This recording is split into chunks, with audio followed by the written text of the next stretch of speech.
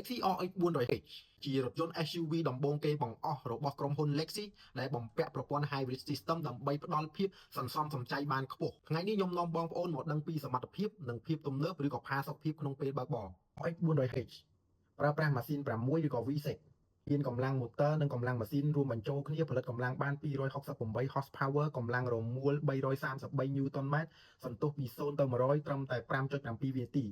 ស៊ីសាំងជាមធ្យមនៅក្នុងក្រុងចន្លោះពី 7.5 លីត្រទៅ 8.5 លីត្របើផ្លូវលាតស៊ីចន្លោះពី9ទៅ10លីត្រក្នុង100គីឡូ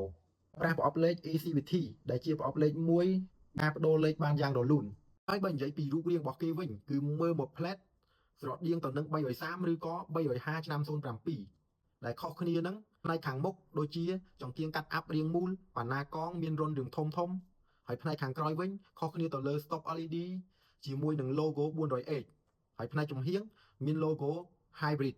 ទៅខាងក្រោមទ្វារហើយបើនិយាយពីខាងក្នុងវិញគឺមិនសូវខុសគ្នាជាមួយនឹង350ប៉ុន្មានទេដូចជា volume នៅលើដៃចង្កូត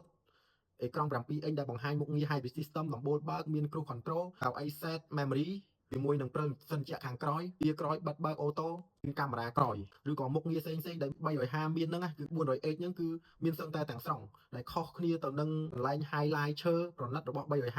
ដែល 400H ដូរមក highlight chrome ឬក៏ aluminum របស់អាគុយ hybrid ការបើកបរវិញផ្ដល់ផាសុកភាពជើងក្រោមវិញមានភាពហាប់ណែន comfort ក្នុងការបើកបរលើដងផ្លូវមិនថាផ្លូវកង់ឬក៏ផ្លូវលាតទេគឺបើកបរបានយ៉ាងរលូនបងប្អូនយល់យ៉ាងណាដែរបងប្អូនដែលកំពុងតែប្រើប្រភេទ350គួរបដូរមក hybrid ឬក៏ប្រភេទម៉ាស៊ីន